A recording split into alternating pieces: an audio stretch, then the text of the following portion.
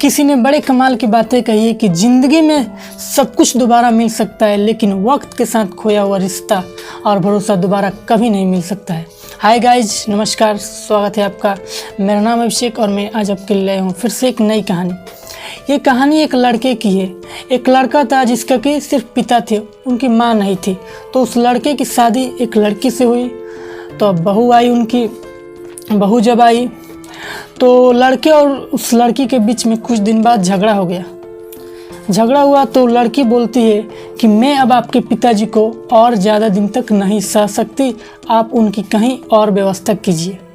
तो लड़का गुस्सा हो गया, बोला कि यार तुम क्या बोल रही हो, वो मेरे पिताजी हैं, उन्होंने मुझे पाला है, पोसा है, बड़ा किया है, और तुम बोल रही हो कि मैं उन्हें अलग करूं। फिर यानी दोनों में थोड़ा सा झगड़ा हुआ और फिर मतलब झगड़ा शांत हुआ। फिर आगे बस ऐसे ज़िंदगी कटने लगी, ऐसे चल रहा था। फिर 1-2 साल बाद फिर दोनों में झगड़ा होता है। उसके बाद फिर लड़की बोलती है कि अब तुम्हें मेरे और अपने पिताजी में से किसी एक को चुनना है, तुम किसी एक को चुनो वरना मैं ये घर छोड़कर चली जाऊंगी। फिर लड़के के सामने बहुत बड़ी समस्या उत्पन्न हुई कि यार मैं क्या करूं, लड़की की हालत ख़राब कि यार मैं किसे चुनूं। तो फिर वो बहुत परेशान था लड़का। तो रात को वह 12 बजे उठता है लड़का, और 12 बजे उठने के बाद वह अपने पिता के पास जाता है। पिताजी के पास जाता है और पिताजी से बोलता है कि पिताजी चलिए चलते हैं घूमने के लिए। तो पिताजी उठे और दोनों घूमने चल दिए। तो रात में ही अपने पिताजी को एक बहुत दूर एक जंगल में लेकर जाता है, और जंगल में ले जाने के बाद वह अपने पिताजी से बोलता है कि पिताजी आपका और मेरा साथ बस यहीं तक था, अब हम दोबारा कभी नहीं मिलेंगे, क्योंकि अगर मैं आपको रखता हूँ तो मेरी पत्नी मुझे छोड़कर चली जाएगी, और वैसे भी आप अपने जीवन में तो सब कुछ देख ही चुके हैं, आपकी लाइफ वैसे भी कट ही चुकी है, और मुझे तो उसके साथ अभी जन्मों तक रहना है। तो हम दोनों का साथ बस यहीं तक था, अब मैं आपको छोड़कर जा रहा हूँ, अब हम लोग दोबारा कभी नहीं मिलेंगे।